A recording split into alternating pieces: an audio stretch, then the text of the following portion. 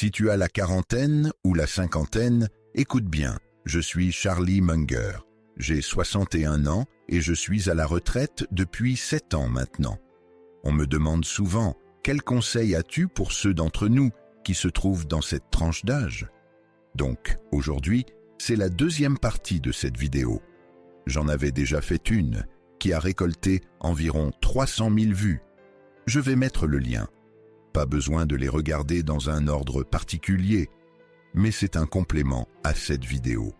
Je vais aborder des sujets comme la retraite, l'argent, la vie, tu sais, mes luttes, mes histoires, mes choix. C'est ce que je cherche à faire sur cette chaîne. Donc, comme je l'ai dit, c'est une suite et on va plonger directement dedans.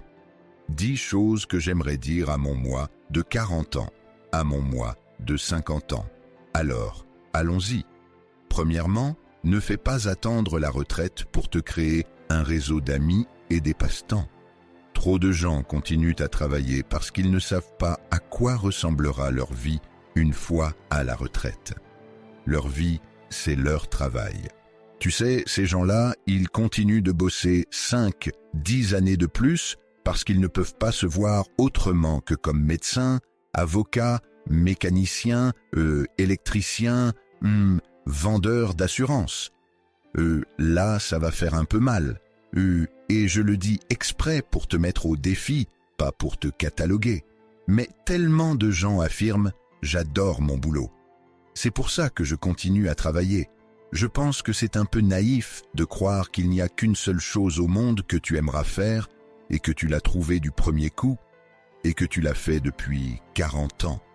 Le monde est vaste. Il y a tant de choses à découvrir, à apprendre, à, tu sais, surmonter tes peurs. Peut-être que c'est le voyage, peut-être le camping, peut-être lancer une entreprise, peut-être créer une chaîne sur l'étincelle humaine, peut-être former un groupe d'histoire, peut-être s'impliquer dans la politique de ta ville. Qui sait? Mais c'est une des choses que j'apprécie dans la retraite, c'est les choix et la liberté pas liés à l'argent. Mais écoute, quand tu es dans la quarantaine ou la cinquantaine, entoure-toi de bons amis, développe des passions, découvre ce qui t'intéresse. Ainsi, quand tu prendras ta retraite, tu pourras vraiment te plonger dans ces activités et peut-être, tu sais, faire un peu de conseils dans ce domaine si ça te dit, ou même faire du mentorat. Va dans des lycées et fais du mentorat, donne des conférences ou quelque chose dans le genre. Ne attends pas la retraite pour te dire « Bon, maintenant je vais avoir une vie en dehors du boulot ». Je pense que c'est une grosse erreur. Deuxièmement, tes ados, oui, ils veulent ton argent, mais ils veulent aussi ton temps. Ils ne te diront que pour l'argent, mais en réalité, ils ont besoin de ta présence. Reste impliqué. Pose des questions ouvertes comme « Tu sais, qu'est-ce que tu as appris à l'école hier ?» Ne demande pas « Ça a été ta journée à l'école ?» C'est une question à laquelle ils peuvent répondre par oui ou non. Pose-leur quelque chose qui les pousse à développer leur réponse. Et tes enfants, tu ne sais jamais ce qu'ils vont te dire. Ma femme et moi, je pense qu'on a vraiment bien géré nos enfants. Et on est resté impliqués tout au long de leur adolescence. Maintenant, on a une relation très proche grâce à ça. On n'a jamais laissé de distance s'installer. Les vacances, c'était vraiment au cœur de nos souvenirs. On est partis ensemble dans les Rocheuses canadiennes. Une fois, on a fait une croisière en famille. On a aussi visité Yellowstone et on en parle encore, on rigole en se remémorant ces moments. Ne vous éloignez pas de vos enfants pendant leur adolescence. Troisièmement, il y a de gros mensonges financiers que l'on se raconte, comme le fait que c'est plus facile d'épargner pour la retraite quand on a 50 ans. À ce stade de ma vie, mes enfants sont peut-être en 7e ou 8e année, ou même au lycée, et on se dit que c'est compliqué d'épargner en ce moment. On se dit qu'on attendra d'avoir 50 ans. C'est vrai qu'on peut mettre de côté plus d'argent dans la cinquantaine et au début de la soixantaine. Mais on oublie l'importance de l'effet de la capitalisation. L'effet de l'intérêt composé est vraiment incroyable. Voici un exemple. Ça vient d'une appli appelée l'étincelle humaine sur mon iPhone. Je pense qu'elle est incluse automatiquement. Donc, j'avais un exemple où je commençais avec 20 000 € et j'économisais 20 000 € chaque année pendant les 10 années suivantes. 20 000 par an pendant 10 ans. Ça fait une contribution totale de 220 000 €. Souvenez-vous, je disais qu'au départ, avec 20 000 € et un rendement de 9%, ça donne 371 000 € après 10 ans. Super. Maintenant, imaginons qu'on économise 6 000 € par an en partant d'une base de 6 000 € pendant 25 ans. 45 ans après cette base de 6, on économise 9%. C'est beaucoup plus facile d'épargner 6 000 € par an, mais ça totalise 617 000 €, presque le double, avec une contribution de 156 000 €. Donc la contribution, disons qu'elle est 40% moins élevée, 35 à 40% moins, et pourtant la valeur nette est presque le double.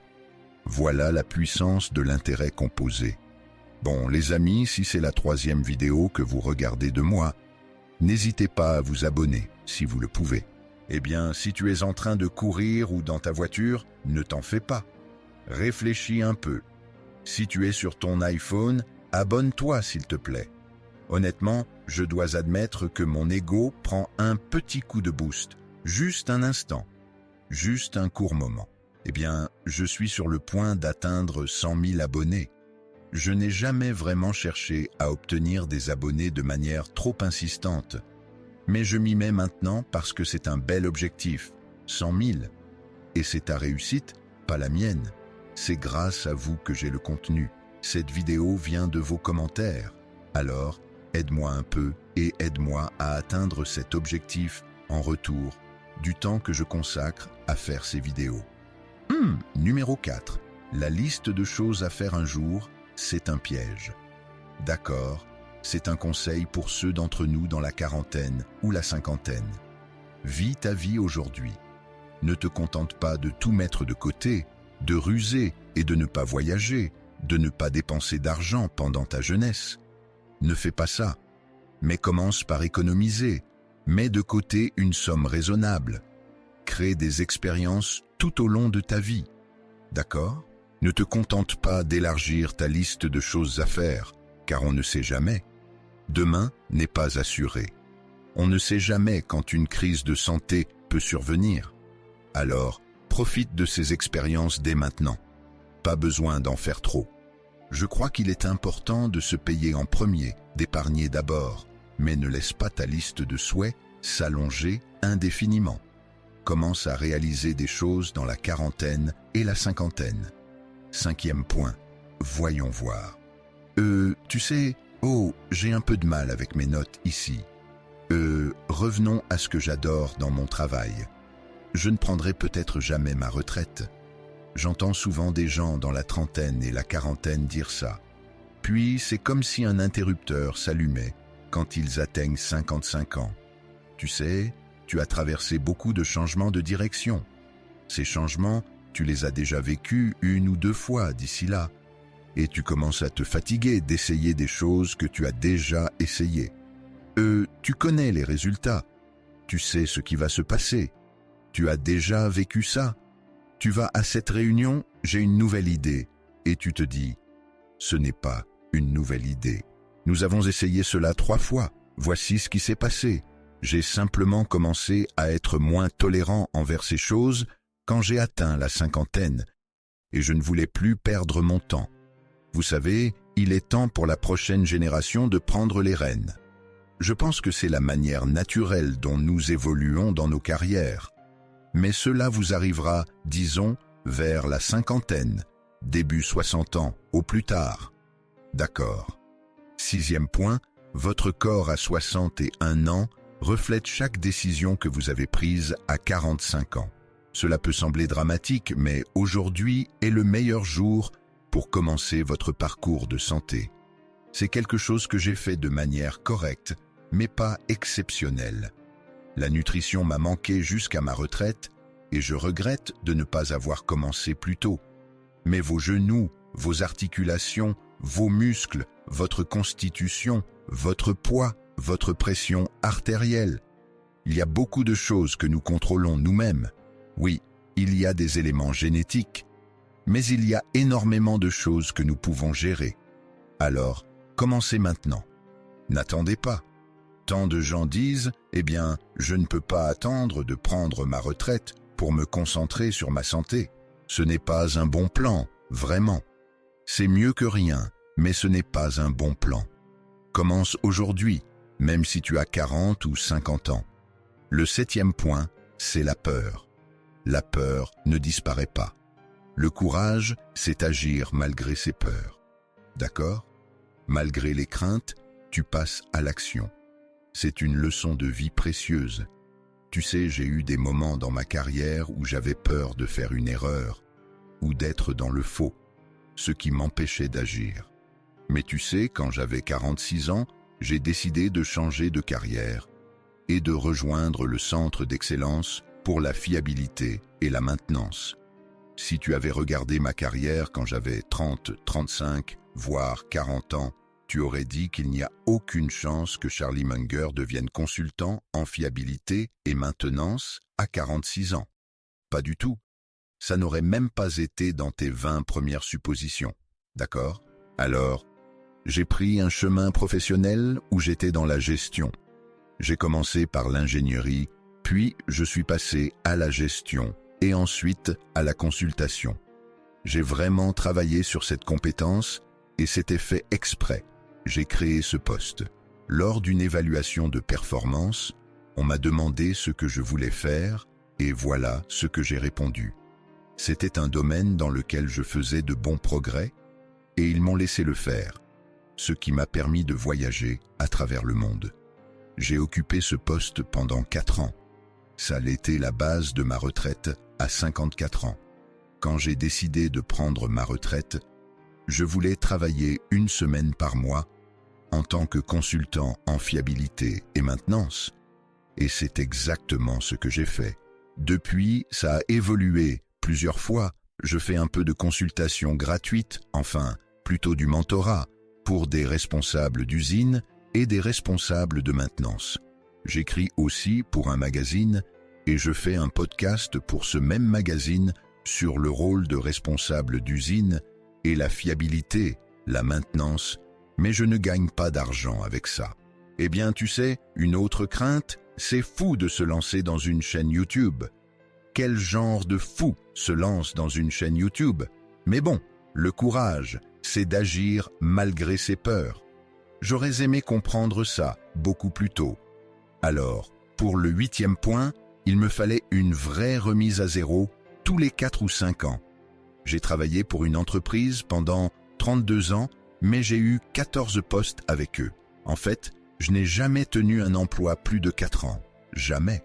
Cela m'a permis de continuer à apprendre, de rester passionné, d'être enthousiaste et significatif. Je ne peux pas dire que c'était intentionnel, mais je me suis retrouvé à impulser le changement, à proposer des idées, à former une équipe, et quand les choses devenaient stables, je voulais passer à autre chose et le confier à quelqu'un d'autre. J'étais un peu le gars des transformations. C'est là que je m'épanouissais. Donc, cela a bien fonctionné pour moi, rester excité pendant 32 ans. Pour le 9e point, eh bien, je ne suis pas très satisfait de la façon dont je l'ai formulé, mais je vais le dire quand même. Eh bien, dans la quarantaine et la cinquantaine, on se rapproche vraiment de ces dernières décennies où l'on peut se réinventer avant la retraite. La retraite, c'est une véritable transformation. On a une feuille blanche, on peut faire ce qu'on veut. Mais dans la quarantaine et la cinquantaine, on commence à réfléchir à ce que l'on veut devenir. Quelle sera ma trace dans ma carrière? Quel est mon héritage? C'est à ce moment-là que je me suis tourné vers la fiabilité et la maintenance.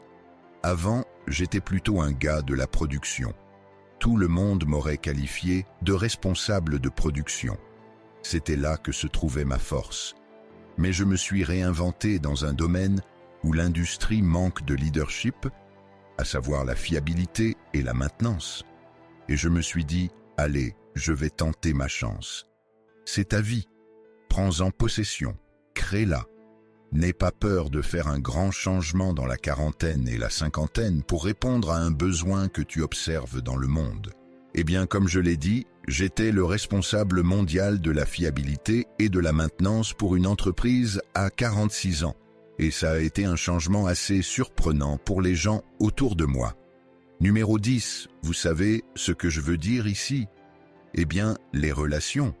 Prenez le temps de vous concentrer sur vos relations, surtout avec votre partenaire. Si vous êtes marié, n'oubliez pas d'investir dans votre couple pendant vos 40 et 50 ans. C'est tellement facile de voir les parents se concentrer sur leur travail. Ma femme est une maman au foyer. Il est si simple pour elle de se consacrer entièrement aux enfants et pour moi de me plonger dans le boulot. Je rapportais l'argent, elle s'occupait de la maison. On a joué dans cette dynamique et ça a très bien fonctionné. Ça a vraiment bien marché, mais la relation entre nous, c'est quelque chose sur lequel il faut continuer à investir du temps. Et on est tous un peu fatigués pendant ces années-là. Alors, ne laissez pas ça arriver, parce qu'un jour, les enfants vont partir et il ne restera que vous deux. Et vous allez prendre votre retraite. C'est juste vous deux et, c'est vraiment la chose la plus importante. Vous savez, pour être heureux, il faut avoir quelqu'un avec qui partager. Je pense que c'est la famille, c'est votre partenaire. C'est vraiment très très essentiel. Alors voilà, voici les 10 conseils que je donnerai à mon moi de 40 ans, puis à mon moi de 50 ans. N'oubliez pas de jeter un œil à la première partie de ça, qui sera liée. Ce sera la première chose que je mettrai en lien, et ça apparaîtra aussi à la fin de cette vidéo. Vous pourrez juste cliquer dessus. Donc, si vous appuyez sur « plus », vous pourrez voir le lien vers cette prochaine vidéo. Voilà 10 autres choses que je dirais à mon moi de 40 ans, puis à mon moi de 50 ans. C'est Charlie Munger qui vous parle.